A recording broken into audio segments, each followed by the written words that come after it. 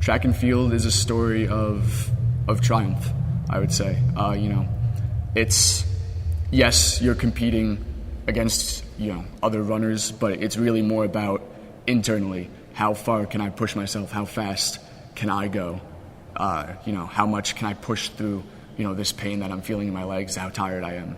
And, sometimes you're able to push through, sometimes you come up short, but either way, it's a story of triumph. April 8th.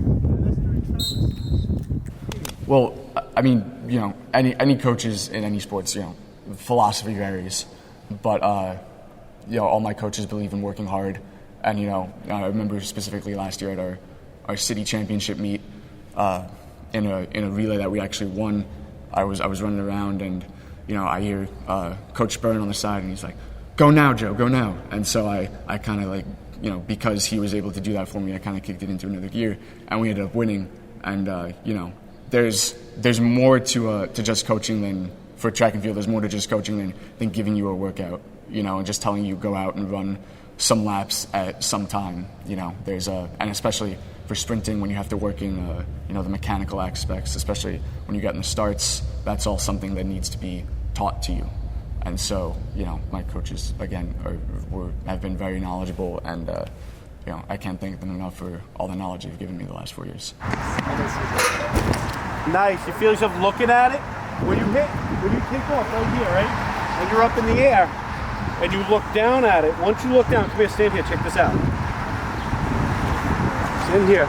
I want you to look at my hand through here. You see what that does to your body position? Now take your eyes and look at my hand back here. See that position? See how that puts you in that natural arch position?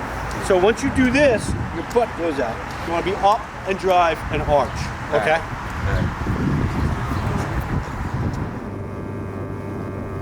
I think the biggest thing is like the teamwork.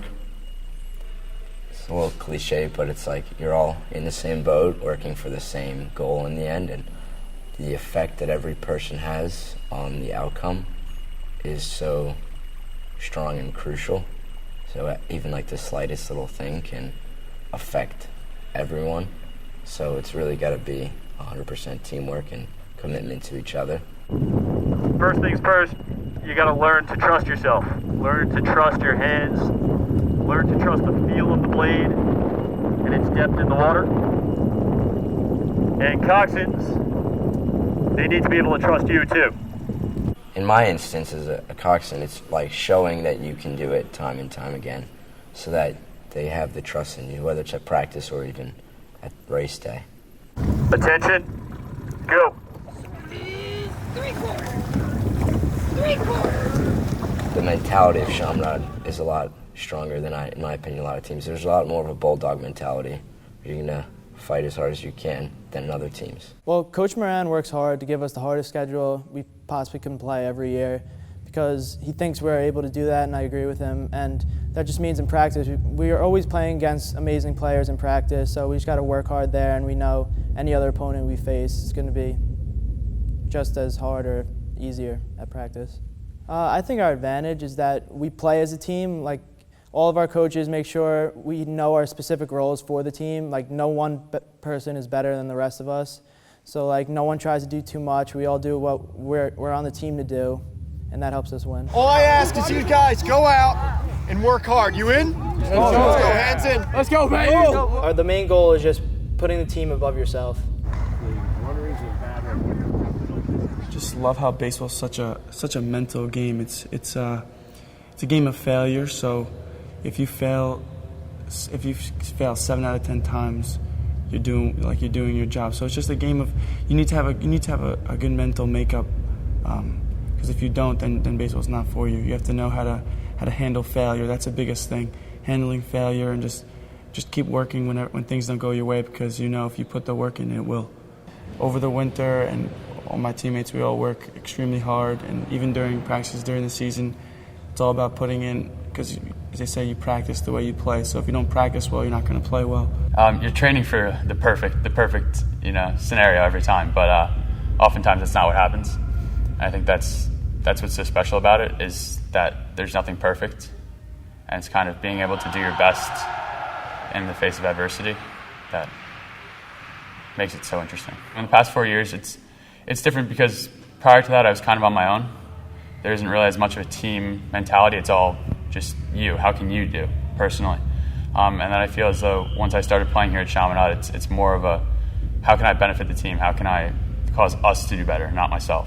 Can you explain that further? Sure. So I think that being able to work towards a goal of I guess unity rather than a goal of supremacy, so to speak, is different. It's like how can I manage to make us something more special than what I am, if that makes sense. I think golf is a very individual sport because we don't really have practices. There's no plays that you have to run together as a team. Everyone kind of just plays their own game and does their own thing, and at the end, it's just one team. A lot of people don't think that golf is a sport, but I think that golf is also a sport because it's just as competitive and challenging as everything else. But I also could see how it's an art because the technique and different ways that you play the golf course and you play the game, it's not like you can just go out and toss a ball around. You really have to be almost a scientific approach to it, and the details, it's very detail specific. Golf is a game of inches, and if you're off by an inch or two, that could be the difference between losing or winning a state championship. A sport that requires a lot of thought. With everything, especially setting and everything, you have to work around a block and everything. It's just a lot of it's just tactics around playing the opposition. So there's a lot of thinking involved with blocking. It's not just finding a spot in the court and jumping up in the air. All right. Now Nick has a tough job. The guys in the middle have the hardest job blocking. They have to run back and forth again and again. Right. So all he has to do is just find his shoulder. You don't think at all about, all right, where to set the block. Go block, John, go block. Go stand still. You can't stand still with the line, Alec. We have 2 setters that are great, and most teams only have one that's maybe okay. And then we have 6 hitters, and all of which are top hitters in the league, and when every other team has maybe 2 or 3. So we are able to go anywhere with the ball. Oh!